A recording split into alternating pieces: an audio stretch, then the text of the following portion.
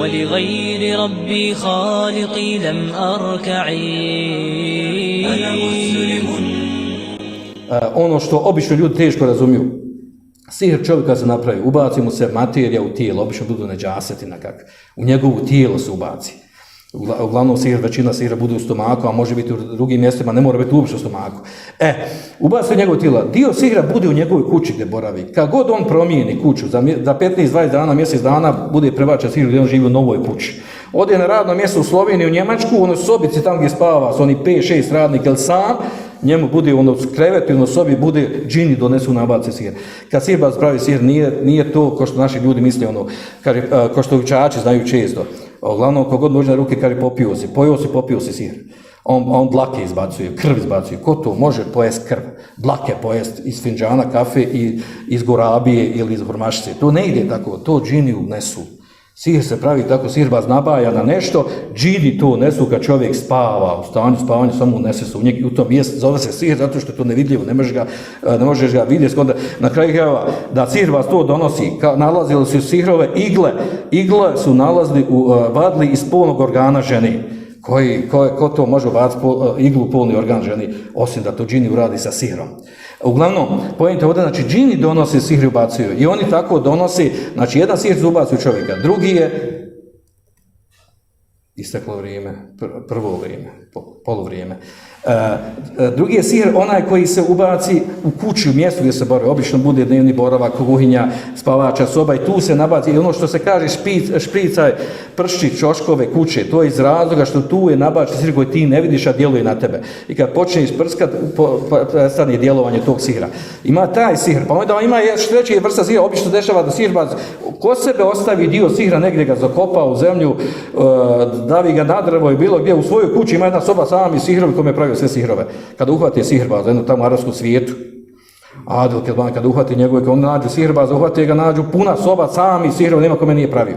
Sve to kod njeg, to je te sihrove koji su kod njeg, a ima tamo što uneseno u tijelu ono koje je opsihren, a ima i ono što u njegovoj kući. Kako god dođe na ruku, budemo bolje vratiti u svoju kući kada ga ponovo zavrni u motova go sihra.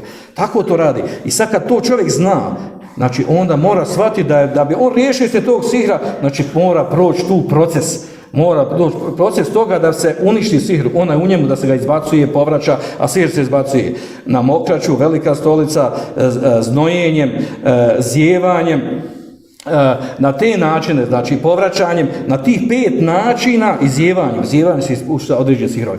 Na tih 5 načina se izbacuje sihr iz tijela, ali nije sihr samo tijelo, ima na koji tvojoj prostoriji. Znači, obično tako sihirbac pravi sihr. I još kad se na to doda da ti sihirbac pravi neki komšija, neki komšinica, neka pravi, koja inače pravi svima u komšeluku sihrove. Kad se analizira, zna se ko pravi otprilike, znaju to ljudi ko se bavi time, uhvati, vidi noću da radi, da nešto baja, nabacuje i tako dalje, inače nije normalno pa ponašanje i znaju ko je sihirbac. U okolini te kuće sihirbaza, kad se analizira stanje, ovaj se objesio, ona se nije nikad udala, 60 godina ima, ovaj se nije oženio, ovo po fakultetu, ovo po biznis, ovo ono, sve su neki invalidi, po navodcima u raznim oblastima života, sve od istog sihirbaza. To je njegov posao, on to živi. Nije to onaj sihirbac koji na doručku tamo dolazi mu i plaća oti para da nam nešto sredi. Ne, njemu je posao da se bavi u životu, da pravi sihir u svom komšilu okolo gdje god stigne, s kim dođe u kontakt. A takav sihirbac, kad se tebi natakari na leđa, onda ima da borbu vodiš čitav život. Onda ima da se vratiš i Kur'anu, i sunnetu, i da budeš veliki selefija, i da klanjaš, i da zikriš, i ovo, i ono, i da doviš, i klanjaš noćni namaz, sve to da bi te popustilo malo, da može da ti ide u životu nešto. I da što više saznaš stvari koji pomažu u liječenju sihra, što si čvršći, jači u vjeru, normalno ti pomaže, onda možeš sebi olakšati svoje stanje. U protivnom, ti si donji, pogotovo ako godinama djeluje sihr na tebe. I još da završim ovu tematiku, a to je, kad se tome svemu doda, da čovjek nije svjestan u stvari priroda liječenja sihra, u to, kad još nije svjestan toga da u stvari kako se liječi sihr, da u osnovi, onaj ko ne skonta, da se u osnovi sihr liječi učenjem ruke, učenje Kur'ana, glas koji dolazi do čovjeka djeluje na njegovo tijelo, uništava sihr koji u njemu. A shodno ovom, kako smo malo prije rekli, jačini, snazi i tako dalje. I koja vrsta sihra? To je jedna stvar. Učenje ruke, to uništava sihr. ima sve detalje toga, kako, na koji način, tako dalje. A onda druga stvar, a to su terapije. Ono što se unosi u organizam, čurokot, med, maslinovo ulje, voda, unosi se u organizam, naučeno sve.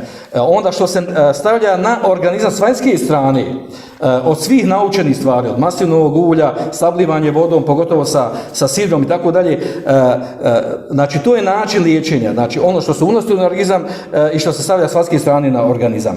I slušanje ruke, ta dva načina skidaju sihr, mimo onog pronalaska. Kad nađeš sihr, uništi ga, naravno, to je najlakši način, najteže naći sihr.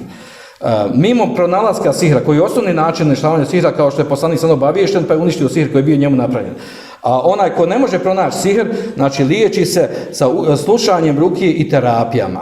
Mimo toga, vratio se vjeri, kao što učači često kaže, mora se vratiti vjeri i dadnu lažnu nadu, to je greška, dadnu lažnu nadu čovjek koji, normalno se on treba vratiti vjeri i njega sihr navede, mora se vratiti vjeri, ali nije mu to da će se on vratiti vjeri i da će se riješiti sihra. I obično često ljudi dolazi koji tako vrate se vjeri da bi se riješio sihra, pa se godinama ne rješava sihra, pa onda, a on se nije vratio vjeri zato što je pravi istinski vjernik, nego da bi se riješio tog belaja, pa onda nastaju problemi u njegovom praktikovanju državne vjere, shvatanja tog problema i kako je to onda dolazi čitavu upitnost u liječenju ruke i tako dalje. Zbog toga što on njemu pojašnjeno kad se vrati vjeri riješit će se sihra.